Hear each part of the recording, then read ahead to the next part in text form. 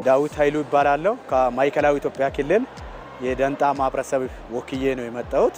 እኔ አስሩ ላይ አጋጣሚ ሆኖ የጻፊ ነበርኩኝና ጻፊ ሆኜ ከተመረጥኩ በኋላ ሁሉም ማህበረሰብ ክፍል የወከሉበትንና ስማቸውን ይታወቃሉ።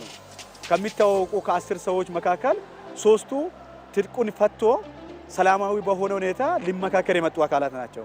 እነዚህ አካላት ምን ይዞ መጥቶ ይሆን የነዚህን ሐሳቦችን ሀገራዊ ተደርጎ ኢትዮጵያዊ ተደርጎ እንዴት ሀገርን በሚመጥን ሁኔታ መጻፍ ይችላል የሚል ትልቅ ስጋት ነበረ። ትውቅ ወቅት ላይ እድል ልክ መሰጠት ሲጀምር ሁሉም ሰዎች ሀገርን ነው ሲያስቀድመ ነበሩ።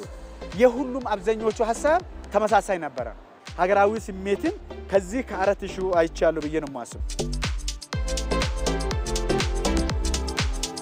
ይሄኛው ሐሳብ የኔ ሐሳብ ካልሆነ ከፈለገ ይበተን ምክክር ጉቤ የሚሉ አካላት አይደሉ። ሌላ ሽማግሌ አልተጠራም። እዚቹ አምስቶችንም ነው የፈተነው።